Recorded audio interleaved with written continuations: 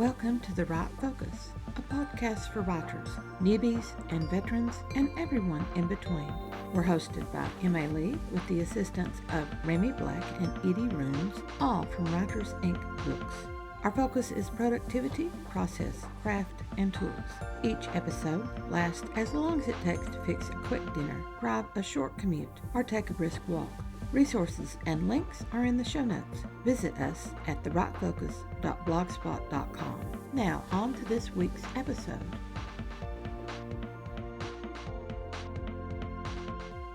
Tropes are those genre category-specific details, characters, and events that readers relish and anticipate.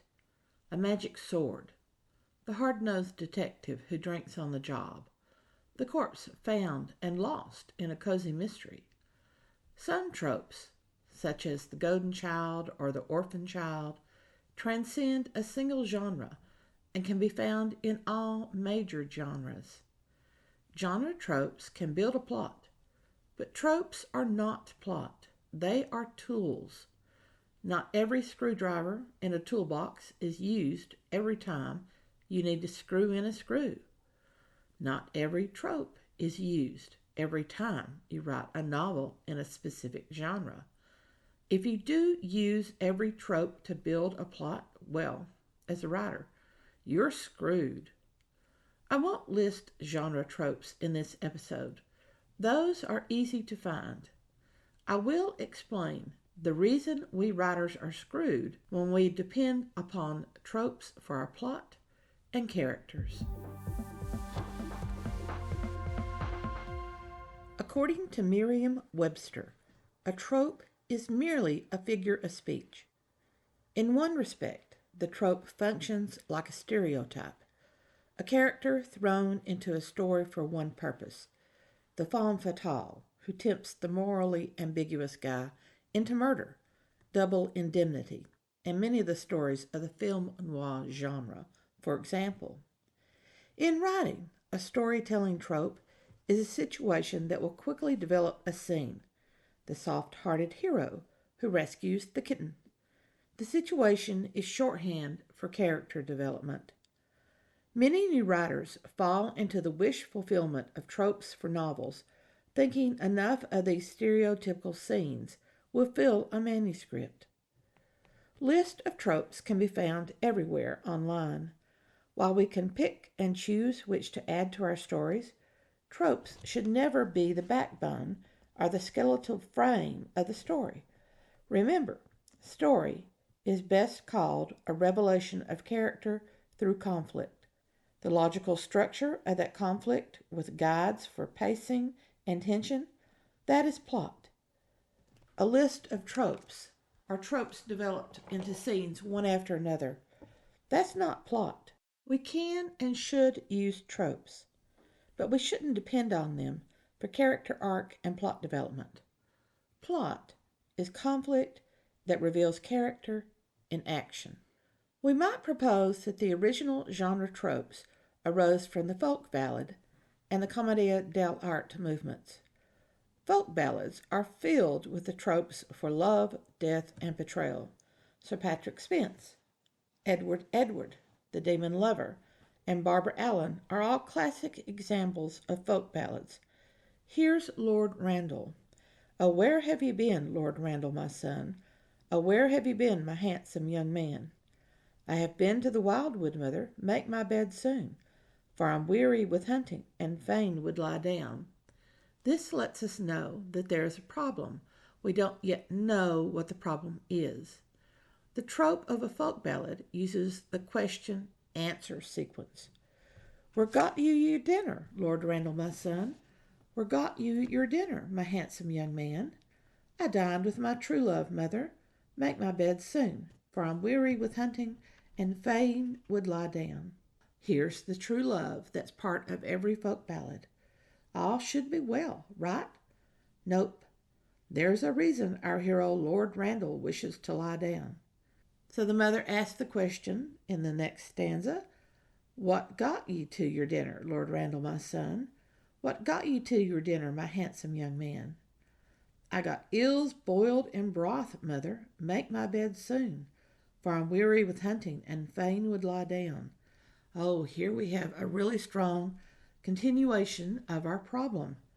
Why would eels, boiled in broth, make Lord Randall need to lie down? Well, maybe they weren't eels. Maybe they were some kind of poisonous snakes. What became of your bloodhounds, Lord Randall, my son? What became of your bloodhounds, my handsome young man? Oh, they swelled and died, mother. Make my bed soon, for I'm weary with hunting and fain would lie down. We realized that the bloodhounds ate some of the eels boiled in broth, and they died more quickly than Lord Randall did. So our problem is increasing. Oh, I fear you are poisoned, Lord Randall, my son. I fear you are poisoned, my handsome young man. Oh, yes, I am poisoned, mother. Make my bed soon. Here's the betrayal by his true love. Not a true love after all. For I'm sick at the heart, and fain would lie down. And we know when he lies down, he's never getting up again. Commedia dell'arte is improvised theater based on stock characters. Tropes with characters, enacting a loose script, the bare bones of a story. The servants are the harlequin, the Perrault, and Columbine. A foolish old man, a pantaloon or doctor, attempts to come between two young lovers. A captain, like a swashbuckling scaramouche, interferes in the love affair. All the characters are caricatures: the bumbling scholar, the miserly pantaloon, the clever Columbine, the woeful Perrault. The stories are always simple, played for laughter, with standard events, tropes. The pantaloon trying to kiss Columbine, the threat of an unwelcome marriage, a swashbuckling duel. The same story, over and over. We see that formula in certain books that we're reading these days. People who publish books very quickly with no regard for developing a unique story. It's just the same story over and over again with new characters inserted. Instead of a librarian, this one's an elementary school teacher or a new nurse or something of that sort. The hero's also always an alpha male, whether he's a motorcycle rider or a billionaire or something of that sort. These books are written by authors who have seized upon a jumble of tropes and are working them to death. These tropes-filled books, without any true plot, satisfy only for a short length of time. Then we become bored and we want something new, and we abandon the author who has been writing those books completely and never return to them. Older than tropes is the pattern of the epic hero from mythology. First, we have a warrior of physical and intellectual prowess.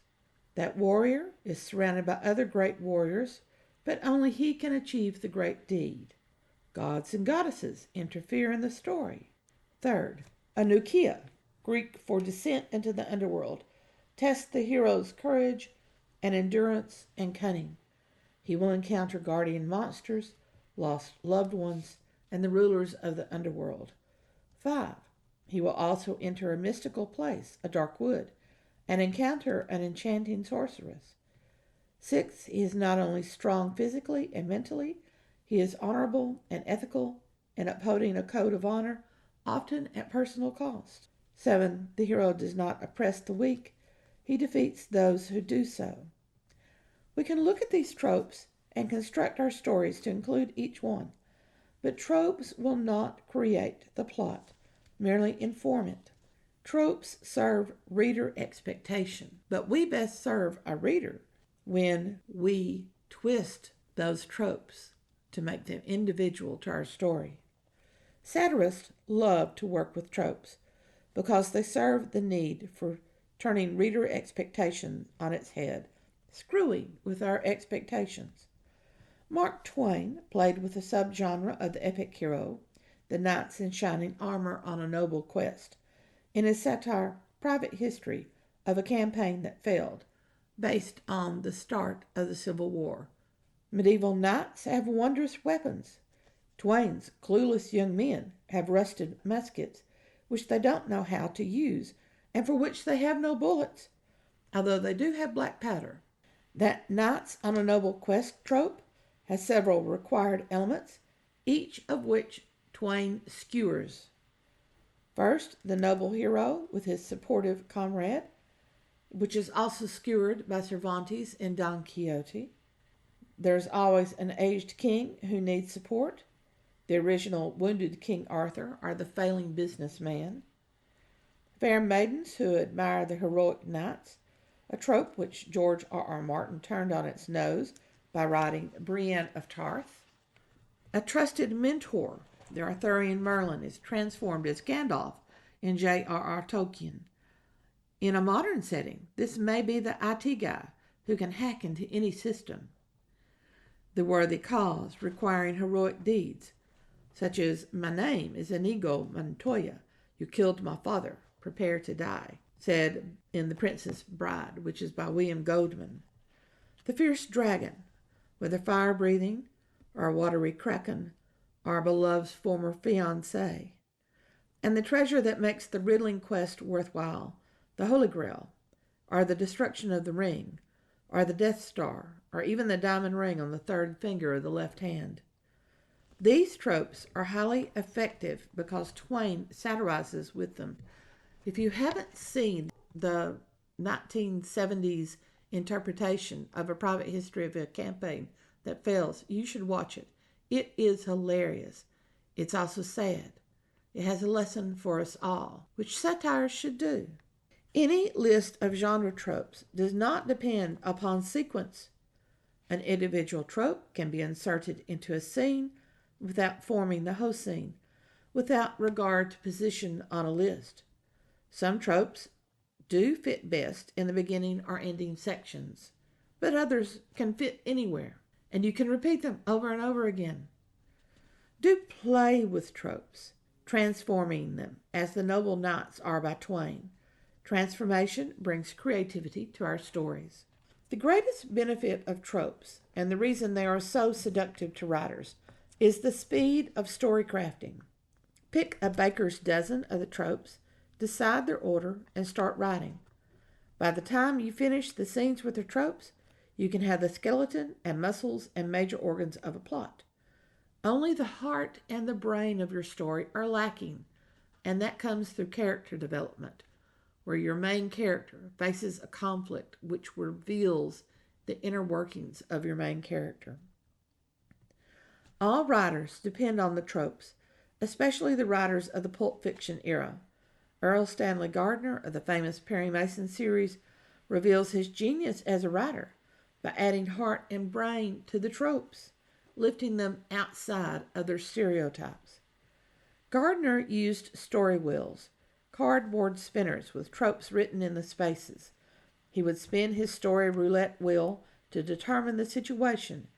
He used at least 4 wheels: the wheel of blind trials, by which the hero is misled or confused; the wheel of hostile minor characters, who function in making complications for the hero; the wheel of complicating circumstances; and the solution wheel.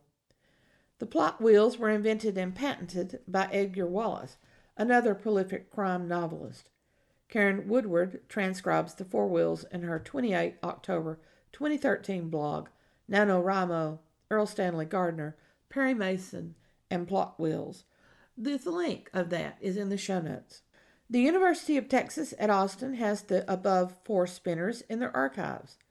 Gardner purportedly had 9 total wheels. The solution wheel contains such options as villain betrays himself through greed, and plants fake evidence to confuse the villain, and tricks the villain's accomplice into confessing, and traps villain into betraying the hiding place. A second common method for structuring his stories was the use of triads. For his popular Perry Mason series, Earl Stanley Gardner had the triad of Perry Mason, Paul Drake, and Della Street as the central characters working to find the solution. Opposing them were District Attorney Hamilton Berger, Lieutenant Tragg, and Lieutenant Anderson. The murderer was a double triad of suspects, with the anticipated victim often in another triad. 2 prongs of the anticipated victim triad become members of the Suspects. Gardner published 119 Perry Mason novels along with other novels under his pen name A. Fair. In his lifetime, he sold over 700 stories of various length. The story spinners helped with plot construction, as well as randomizing plot events, preventing blocks and repetition from story to story. Gardner is not alone in his tremendous output. Lester Dent of Doc Savage fame, Max Brand of Dr. Kildare, Margie Harris, Mickey Spillane of Mike Hammer, Louis L'Amour, Grace Livingston Hill, John D. MacDonald of Travis McGee, Ed McBain or Evan Hunter, and more writers, each pouring out close to 1 million words or more each year. The Pulp writers had to develop plots quickly and didn't dare repeat storylines. There's none of this one book a year for them. They needed to make money, and they did it with words. The idea of the story wheel can be adapted to any genre. The multitude of tropes and the characters and situation list can easily be converted for use on the story wheels. Story wheels help randomly select the main bones of the story, just as you can use tropes and randomly select certain tropes for the bare bones of the story. Mystery writers can create wheels for murder, victim, weapon. In the romance genre, create wheels for first kiss, location, family interference, declaration of love. Lester Dent's master plot formula, which looks like an abbreviated basic beat sheet, sets up the major events for the beginning, middle, and end, with each section based on word count. Dent himself says, "No yarn of mine written to the formula has yet failed to sell," and the idea is to avoid monotony, which happens when you use the same tropes over and over again. Alternate the tropes. Put them into story wheels and spin the wheel to determine which one will be used this time and not used again. Don't repeat your tropes one after another. The point of tropes, story wheels, and plot formula is to bridge the transition from started story to finished manuscript. A central key is needed to tie all the scattered scenes together, and that central key will unlock the safe to reveal the heart and brain of story and keep it organically creative. We'll discuss the central key in the next section.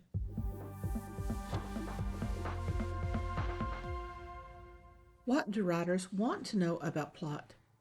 What do writers need to know about plot?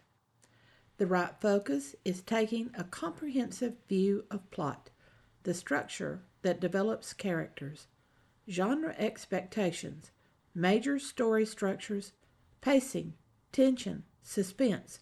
We cover it all in this series entitled Discovering Your Plot, from M.A. Lee's guidebook of the same name. Writers will discover unexpected insights and methods that deepen their understanding of this major craft in the storytelling world. Thanks for listening to The Right Focus, a podcast for writers at all levels, hosted by Emma Lee from Writers Inc. Books, assisted by Remy Black and Edie Runes. Our focus is productivity, process, craft, and tools. Music is licensed through Audio Jungle, called Background Music Loop. Its creator is Alexander Polishchuk, known on Audio Jungle as Plastic 3. The music comes in different iterations. Show notes and resource links for this and other episodes can be found at therightfocus.blogspot.com. Write to us at winkbooks@aol.com when you have questions, comments, and speculations. We will try to answer you as quickly as possible. By the way, we will not mind your email address. That's rude. If you find value in our content, share with your writing friends or write a review. We're small beans here without the advertising budget of the big peeps, and you can make a difference. And whatever occurs, write on. Welcome to The Right Focus, a podcast for writers.